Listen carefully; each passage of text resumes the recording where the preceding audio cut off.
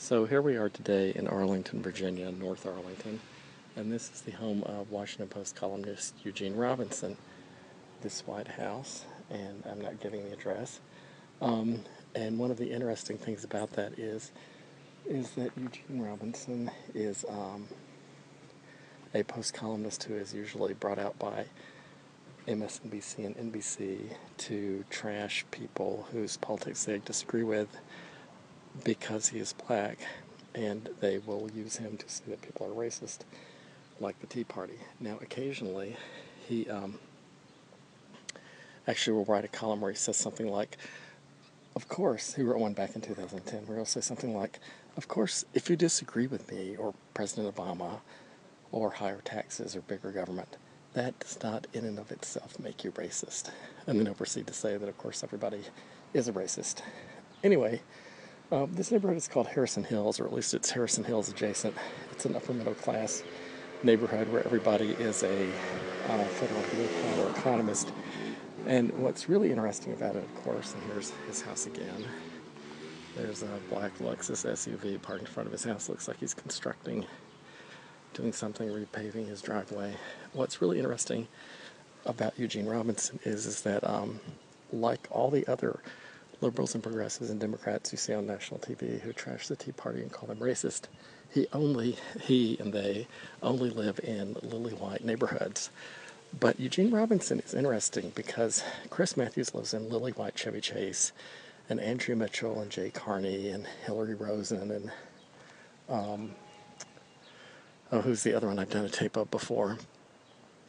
David Gregory and Tom Daschle. They all live in lily white neighborhoods in Chevy Chase, Maryland, or D.C., where the population of the residents is about 5% African American in a city that's 55% African American, or in the case of Chris Matthews in Chevy Chase, Maryland, just across the line in a suburb of a city that's 55% African American.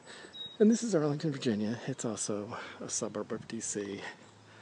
But Eugene Robinson, who is black, has picked a zip code in North Arlington that's actually only 2% African American. One of my friends joked when I told her that, that Eugene and his wife Alvis and their two sons, the 4 African Americans who live at this house, are the 2% African Americans in this zip code. At any rate, no one could begrudge him living in such a lovely area. And one thing that I will say in his defense is that even though Eugene Robinson is part of the liberal democratic machine that buys and sells poor black and brown children, rounds them up, sells them to the educrat unions, educrat cartels, in exchange for donations to Democratic Party candidates, which is the biggest impediment to black success in America, and is the biggest driver of racism and residential segregation and occupational segregation in America. Here's the back of his house off in the distance, the White House.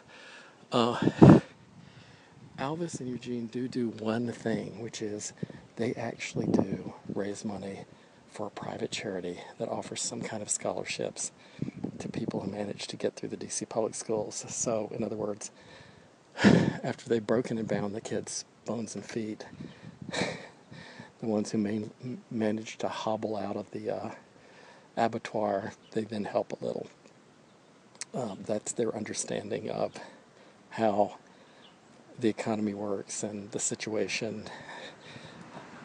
Anyway, so they might actually be good-hearted, even though they're obviously stupid, like all their liberal democratic counterparts of other races. This is the kind of house that's in this neighborhood.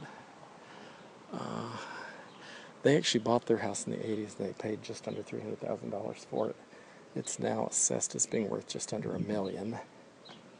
And the point of this tape is we're going to walk through Eugene Robinson's neighborhood. I don't know if you noticed at the very beginning, but their neighbors were in the yard, and I got a picture of the wife and child, very white and very blonde, of the people who live with them on 18th Street.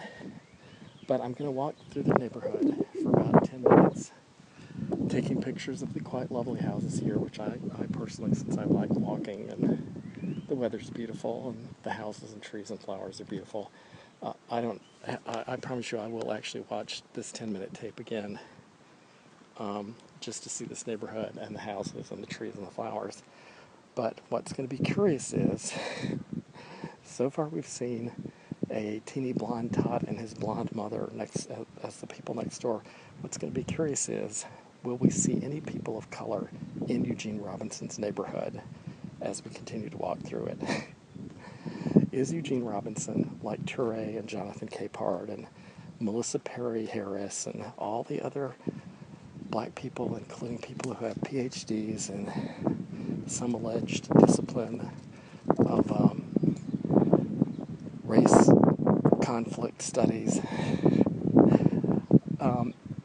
all these people who are brought on by MSNBC mainly only to talk about issues of race. Mainly they're only brought on.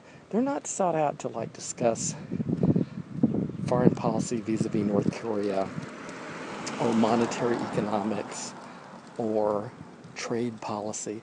They're brought on basically to have a blackface that trashes the political opponents as being racist.